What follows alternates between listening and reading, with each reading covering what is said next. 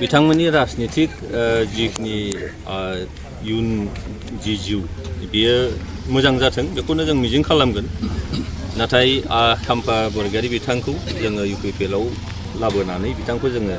देरहा होदोंमोन आं मिजिं खालामो हयथ' बिथाङा जि जायगायाव दंमोन बेयाव थानानै हयथ' देरहानो हानाय मोनसे थासारि हयथ' निश्चय फैयामोन जोङो देरहा होदों मानो खार'ना बेनो सासे रोंखा राखा मानसि गोरों मानसि आरो बे समाजाव जोंनो नांगौ आरो गोबाव सम संग्राम खालामबोनाय मानसि बे हिसाबै जोङो बिथांखौ सायख'दोंमोन नाथाय जोंहा दा सरकार गैया होननानै हयथ' बिथांमोनहा गावनि इयुन केरियारखौ हयथ' नोजोर खालामदों जिखियानो जादोआ जोङो गाज्रि मोनाखै नाथाय जोंना भटार्सआ जोंजों दङ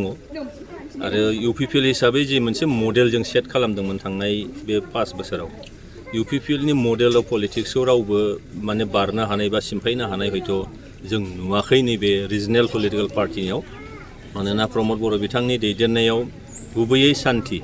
जाय जिनिसखौ 15 बोसोराव गायसननो हायाखैमोन हारि माहारिनि गेजेराव फोथायलायनाय गैयामोन बेखौ एकदम फोथायहोनो लाबोनो हादोंमोन बयबो हारि माहारिखौ आरो 26टा जाथि बा 22टा जाथि जनगोष्ठीनि जेंनाफोरखौ नोजोराव लाखिनानै जि खामानि मावनो लादोंमोन बेयाव बर'नि थासारियाबो गैया जाफैदोंमोन दा जोङो दुखु मोनदों जे 15 बोसोर सासनाव जिबायदि दावराव दावसिमोन बियो थांनाय 5 बोसोराव सानसेयाव फैदोंमोन आरो गोदानै दावराव दावसिया जाफिननो लादों बे जोंनि थाखाय दुखु गोनां बाथ्रा मिजिं खालामो जे बिथांमोना जे थांदोंबा सान्थिखौ माने बाहाल लाखिनो थाखाय नाजाथों जाथि माहारिनि गेजेराव